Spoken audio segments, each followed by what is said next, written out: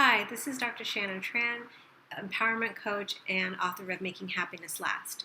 Today I want to talk to you about how to release perfectionism and the ability and willingness to release perfectionism is really critical in order to relax into the flow of life and in order to allow good things to flow to you, as well as to be able to reach your goals with more ease and have clarity about what you want. Because sometimes perfectionism can really get in the way of identifying what we really want because we're living up to some kind of high standard or expectation that distorts what we're trying to create in our life. So in order to release perfectionism, you can practice a couple of really simple key strategies.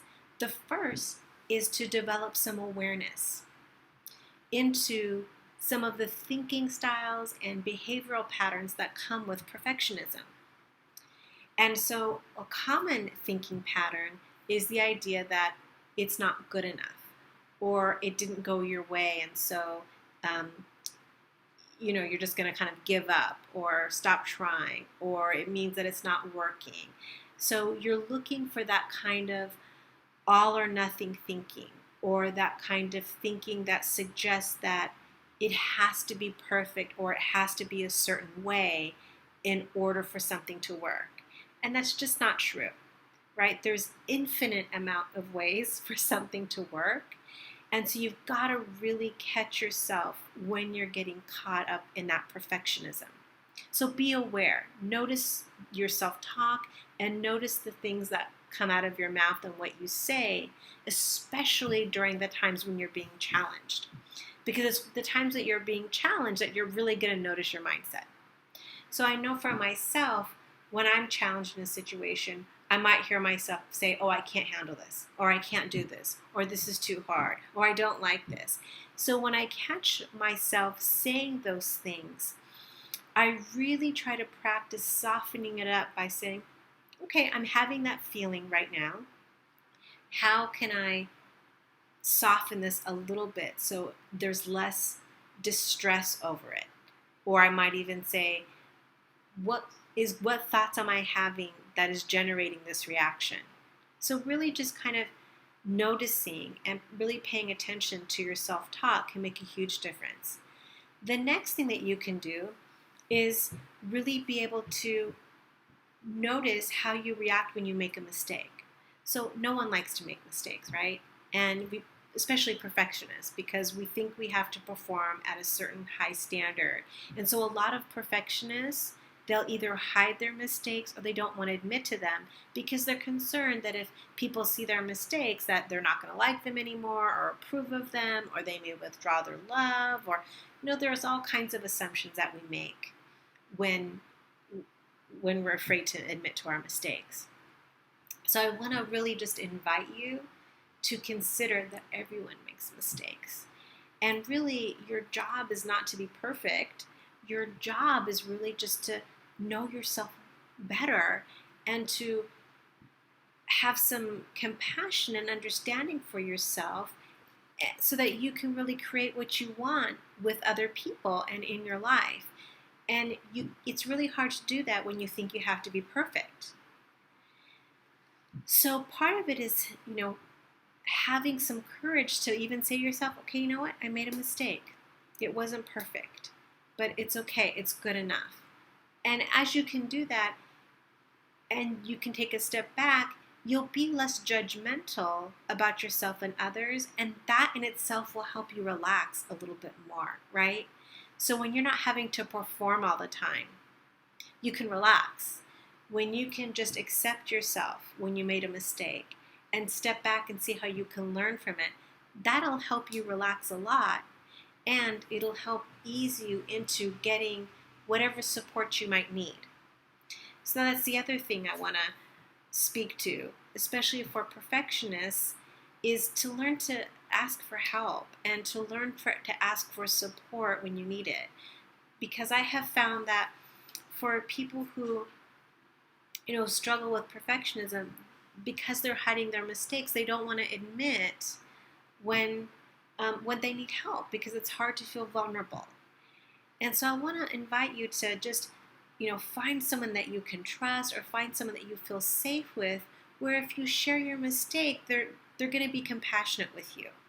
And you can practice doing that with someone else. You can even create an accountability partner or a support person when you kind of have an agreement with each other that that's going to be your safe person, and you're going to admit your mistakes to them, and they're going to admit your mistakes to you, and they can be compassionate to you and you to them. That's a great way of building trust with people, of practicing what it feels like to be vulnerable and imperfect, and learning how to just accept yourself as you are, and the other person to practice you accepting them. So it's a great way for mutual support with someone. So I'd invite you to consider that. The other thing that I'd like to suggest in terms of letting go of perfectionism is, and this is going to sound really hard, is to adjust your expectations. And what's hard for perfectionists is because a lot of times our standards are so high, you really don't know if your standard is even realistic unless you check in with someone else. And so, because you're trying to reach this ideal standard, you may not know if even the standard that you've created for yourself is even realistic. And so sometimes, in order for us to experience success, or to even enjoy the journey and the process that we're going through to get to where we want to be, we really need to learn how to adjust our expectations. And part of it is where you've got to check in with yourself. Does this sound realistic? Like if and you may not know, and so you might have to ask someone that you trust, this is what I'm thinking. Does this sound realistic? Because you want to set yourself up for success.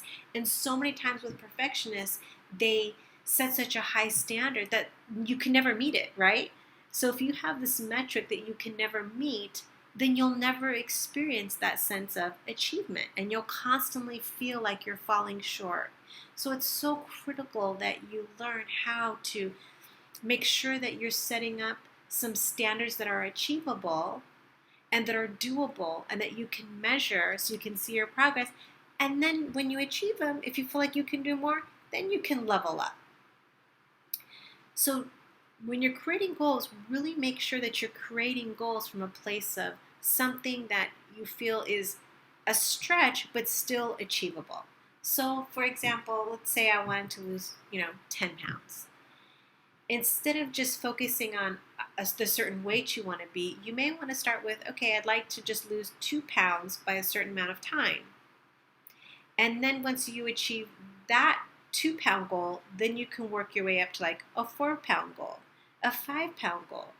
Okay, so you're setting measurable small increments where you can see progress. Because sometimes the goals that we set, there's a period of time between when we set them and how long it takes to accomplish them. So for example, and a great friend of mine just reminded me of this recently. When I was going for my PhD, I didn't think about, it takes, 10 years. I just thought, okay, I'll go get a degree. But if I would have stopped at second year or third year, I would never have completed my degree, because that's a 10-year commitment.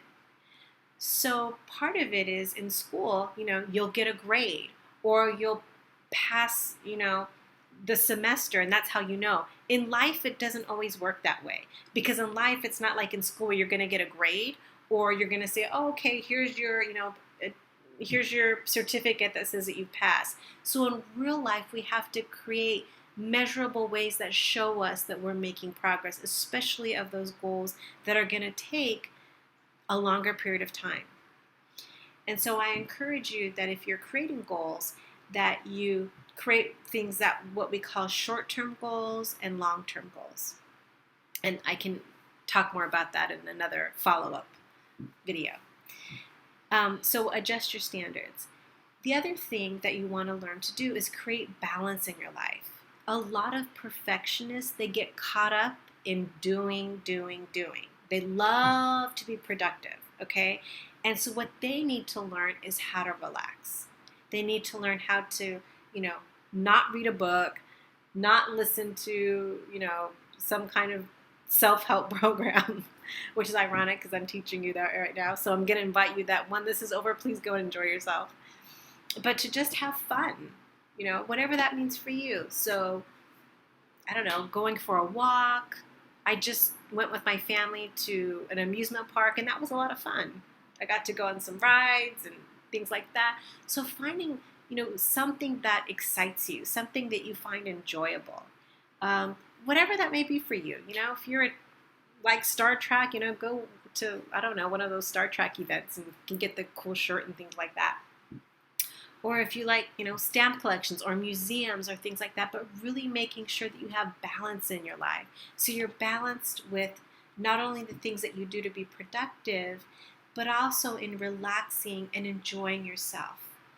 And when you have more balance, that's when you will feel more rested, more rejuvenated, and it'll be easier for you to step into the flow of life. And it's also during those quiet moments where you kind of might have an idea of even what you want to create. So sometimes when we're so busy doing and just trying to, be perfect, we forget about the why of what motivates us and why even certain things are important to us and what are we really trying to accomplish. So I want to end this with, you taking just a quiet couple moments to yourself and just getting really quiet with yourself and asking yourself, okay, what would I like to create in this moment? How would I like to feel in this moment? Do I want to feel relaxed? Okay, what would that look like? What is one small step I could take? Do I want to feel supported? Okay, what's one small thing I can do? When you start to come from that perspective and you're more relaxed, ideas, opportunities, spontaneous invitations, all kinds of things can show up when you're more relaxed, because that's when you're in the flow and you can think more clearly. And then the ideas of maybe what you want to create and what makes you happy start to show up. So again, some tips for releasing perfectionism is remembering you are here to be whole, not perfect.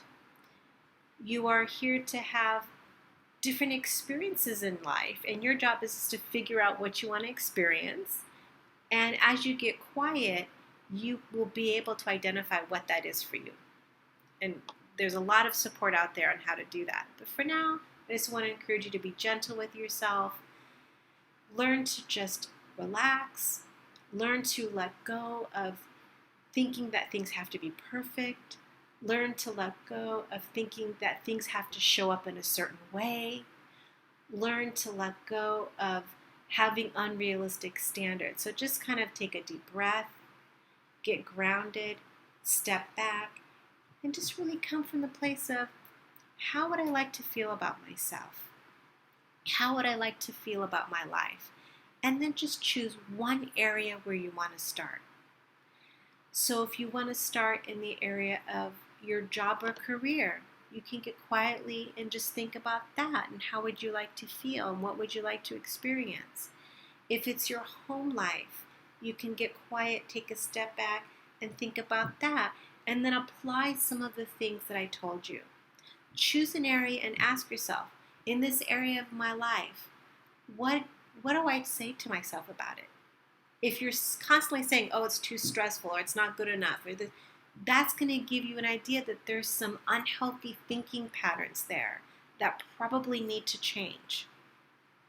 And again, you can visit my website at Shannon Tran PhD, and on my website, I give you 5 steps for overcoming negative thinking patterns so that you can step into freedom. So hopefully this video brought some good insights for you, or some inspiration for you, or even just a reminder for you to just be really loving and kind to yourself, and to catch yourself when you're getting caught in perfectionism, and then just gently let it go. All right, this is Dr. Shannon Tran, empowerment coach and author of Making Happiness Last. Take care.